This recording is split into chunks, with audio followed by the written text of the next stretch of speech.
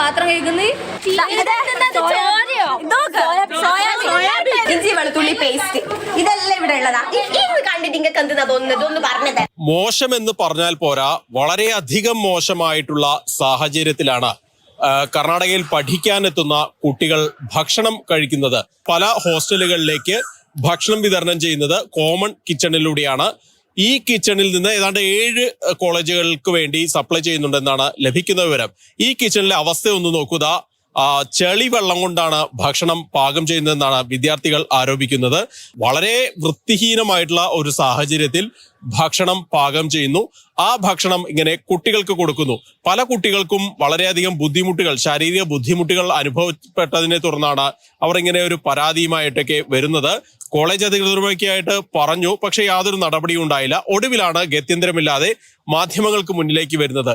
ചപ്പാത്തിയിൽ നിന്ന് പാറ്റയെ കിട്ടുക, കോഴി തൂവൽ, കോഴി ചോരയൊക്കെ ലഭിക്കുക, ഇങ്ങനെ വളരെ മോശമായിട്ടുള്ള അവസ്ഥയാണ്. ഈ കിച്ചണിലൂടെയൊക്കെ എലി കിടന്ന് ഓടുന്നു. ഒരു സംതൃപ്തിയോടുകൂടി ഭക്ഷണം കഴിക്കാൻ പറ്റുന്ന ഒരു സാഹചര്യം അവിടെയില്ല. ഒരു ഗ്ലോബൽ എഡ്യൂക്കേഷൻ സൊസൈറ്റി എന്നുള്ളതിന്റെ കീഴിലാണ് ഈ കിച്ചണിലൊക്കെ പ്രവർത്തിക്കുന്നത്.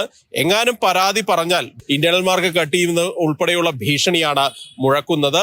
കർണാടകയിൽ ഉടനീളം ഇങ്ങനെ ഭക്ഷ്യവിഷബാധ എന്നൊക്കെ പറഞ്ഞുകൊണ്ട് നിരവധി വാർത്തകൾ വരാറുണ്ട്.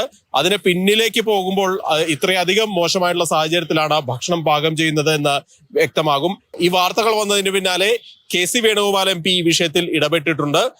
കർണാടകയിലെ ആരോഗ്യമന്ത്രിയുടെ ഓഫീസുമായി ബന്ധപ്പെട്ട് ഈ വിഷയത്തിൽ അടിയന്തരമായിട്ടുള്ള ഇടപെടൽ വേണം, പരിശോധനകൾ വേണം എന്ന് ആവശ്യപ്പെട്ടിട്ടുണ്ട്. എന്നാലെങ്കിലും ഈ സ്ഥിതിക്ക് ഒരു മാറ്റം വരുമെന്ന് തന്നെ നമുക്ക് പ്രതീക്ഷിക്കാം. പ്രതീക്ഷ മാത്രമേ ഉള്ളൂ. ഇക്കാര്യത്തിൽ വാർത്തകൾ വരുമ്പോൾ കുറച്ച് ദിവസം കാര്യങ്ങൾ നല്ല രീതിക്ക് പോകും. അത് കഴിഞ്ഞാൽ വീണ്ടും പഴയപടിയാകുന്ന കാഴ്ചയാണ് പലപ്പോഴും നമ്മൾ ഈ മെസ്സുകളിൽ നിന്ന് കാണാറുള്ളത്.